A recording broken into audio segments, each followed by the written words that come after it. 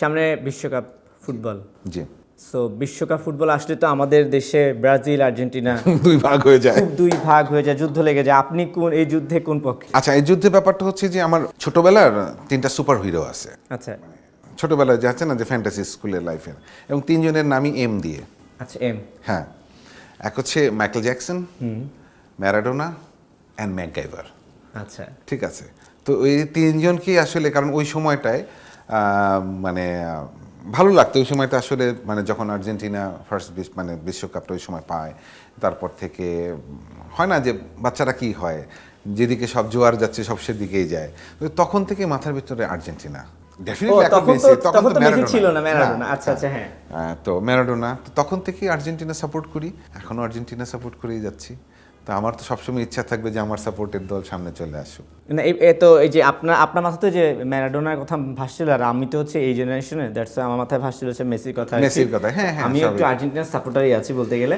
কিন্তু তাহলে এই প্রশ্নটা দিয়ে শেষ করে, হ্যাঁ হ্যাঁ প্লিজ, এই প্রশ্নটা দিয়ে শেষ করতে চাই যে এই যে লাস্ট বার তো চ্যাম্পিয়ন, জি, সেই এত বছর পর আর্জেন্টিনা যখন চ্যাম্পিয়ন হলো, সেই রাতটা আমি believe me for the first time এই কোশ্চেনটা কেউ করলো। আমি ওই দিন আমার এক ফ্রেন্ডের বাসায় একসাথে বসে আমরা সবাই দেখছিলাম, আমি হাউমাউ করে কেঁদেছি ভাই।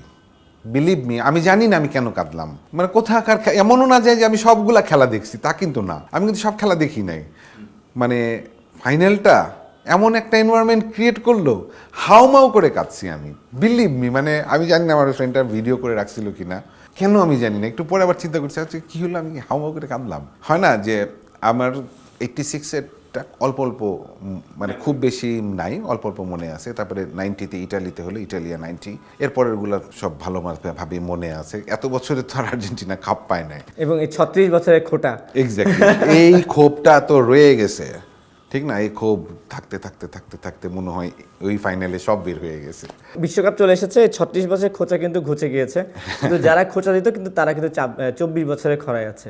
হ্যাঁ, এবার কিন্তু মারাত্মক একটা অবস্থা, মারাত্মক একটা অবস্থা দাঁড়াবে। সো এই এখন এবারে বিশ্বকাপে আপনার প্রত্যাশা কি? আমার প্রত্যাশা তো সবসময় থাকে যে আমি যাকে সাপোর্ট করি সে আসুক, আর্জেন্টিনা আসুক।